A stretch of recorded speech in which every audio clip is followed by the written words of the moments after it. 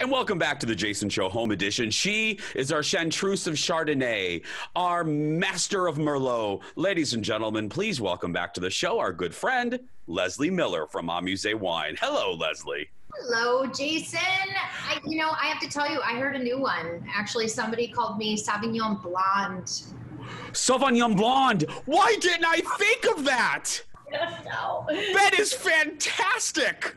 I don't know, but I immediately thought of you. I thought, okay, if producer Ted is worth his weight in gold, or whatever that phrase is, if producer Ted is good, there is a super right now under you that says what is it again? Sauvignon Blonde. Sauvignon Blonde. I love that. Okay, Sauvignon Blonde, we've tackled many things over the years. Today, you said this idea came from actually people. They're asking you a lot about what?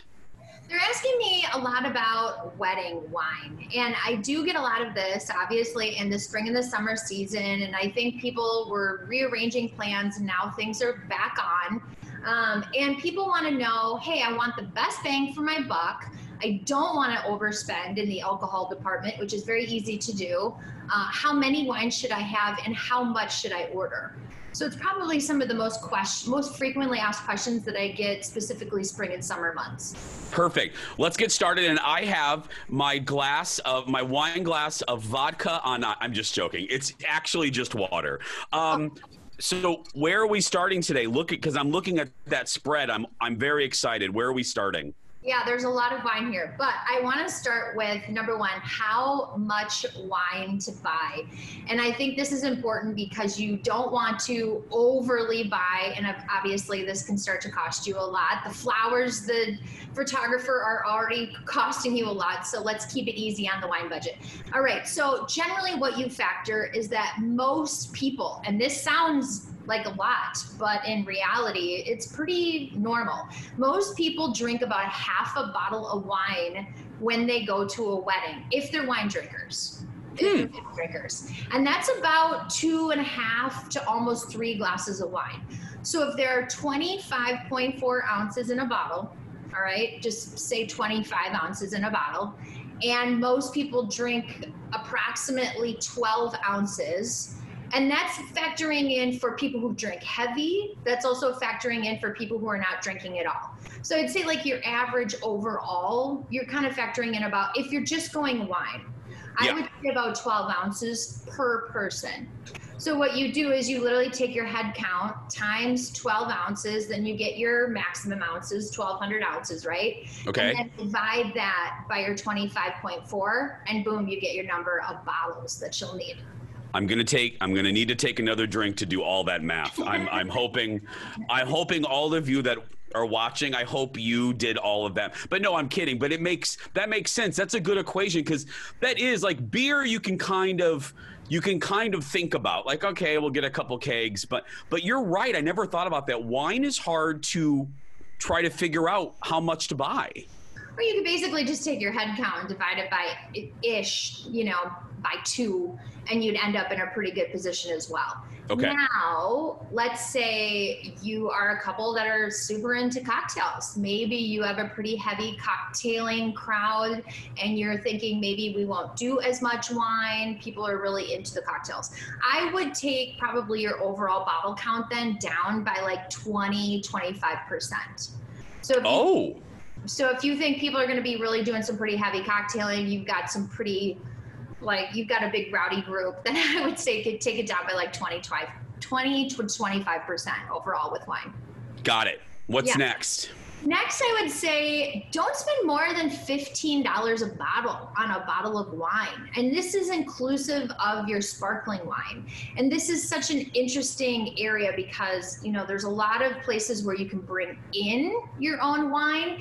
And even when you are purchasing maybe something via a retail store and you're bringing it in and you get charged a small corkage fee, you still end up paying less than what a lot of the big wedding houses are charging you per bottle. So that's always something to consider too. If you're gonna buy wines in a retail store setting, ask for case discount. Say, hey, I'm looking, to buy 4 or 5 cases. What kind of discount can you give me for buying full cases? Oh, I didn't even, and a lot of retailers, I bet a lot of people didn't know that. Yeah. A lot of retailers will give you, it may not be a lot, but they'll get, a lot of retailers, I've done that. I didn't even think of, that's a great idea, Leslie. Right. So you're going to get, the minimum that you're going to get is a 10% discount on a case. And that's about the average norm. And that's literally for almost every retail shop that you can think of in the country. So ask for the case discount, and then also, work with the venue to say, okay, if your corkage is what the price per bottle that they're going to charge you to bring the wines in, say, hey, can we work with this? Can we put it as like a package price versus something per bottle? And everybody will generally work with that pretty well. Okay. So that definitely helps you from that avenue. And when you really look at that, if you just took your 100 people times 47 bottles times $15, I mean, you're still way under budget, right? That's way under budget. I love this. Okay, yeah. What's next? So keep in mind too that if you're planning spring and summer, that people are going to go heavy in the whites, and they're probably, I'm going to recommend that you also do a rosé. So if it's hot outside, just know that you want to, of those, bottles that you're going to order, that you really maximize your white and your rosé, because people are going to be drinking a lot because they're thirsty because it's hot outside, right? Yeah. If you're an indoor wedding and you're kind of moving into late summer and early fall, people generally tend to go a little bit more heavy on the reds. So that's where you kind of want to beef up maybe your reds a little bit more so than the white and the rosé. So keep that in mind too. People, I mean, it's weird, but people are thirsty and they use wine as their quencher basically overall. I don't know who would do that, Leslie. That's just silly talk. I don't know what you're talking about.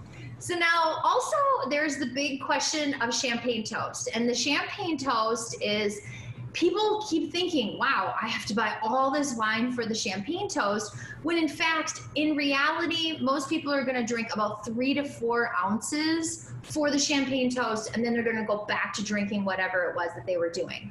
So again, you take your head count, times it by, maybe 4 ounces at the most, 400 ounces, again, divided by that, 25.4 ounces per bottle, and boom, you're really still only looking at maybe just a little bit over a case. And I work. And again, talking about like the value, you don't have to spend. It's like when I get champagne for mimosas, girl, it's going in some orange juice. I don't need no $80 bottle of champagne. You don't have to go too extravagant, right, Leslie? You can get a decent bottle of champagne pretty cheap. Yes, and that's my next tip is do not go to the region of Champagne, France. I mean, you don't want to have somebody talk you into spending $30, $40 a bottle on that champagne toast. Again, keep it in a really easy range. And, I brought out, I'm a big fan of sparkling pink. I know that you are too, Jason. Yeah. I love these. Sparkling pink was actually my nickname in high school. There we go. Go ahead. Not having fun. So that's right. No. So I'm a big fan of doing something from southern France. Southern France, you can actually pick up really great sparkling pinks for in that $12 to $14 range, and they're dry and people love them. So again, you're not buying from the region of Champagne. Maybe not do Cava, maybe not do Prosecco. Again, because a lot of wedding venues know that those are going to be the wines that you choose, they tend to kind of mark some of those up. So if you say, hey, do you have a sparkling pink wine, maybe southern France, maybe even something from Spain, you can find some really great wines for like $12, $14, and everybody's be super happy with it. We have about 30 seconds left. Anything else? Any events coming up? Anything else, Bremen in the Leslee Miller world? Yeah, I mean, I'm talking all about fun wine still virtually. I'm still shifting here and I'm teaching a lot of them every single class. We have cooking classes. We have a wine and cocktail class coming up. More speak on how to pick wines for your essentials in the summertime. Come on over to amusewine.com. Check out the classes. We have oodles and oodles of them. I was going to say I'm just a happy customer. Colin signed up for Leslie's. Leslie picks a little wine pack for a friend, and Colin got that for his best friend Carrie and loved it. So amusewine.com. It's right there at the bottom of your screen. Right, Ted? There we go. Leslee Miller, everybody. We're going to take a break. We'll be back right after this.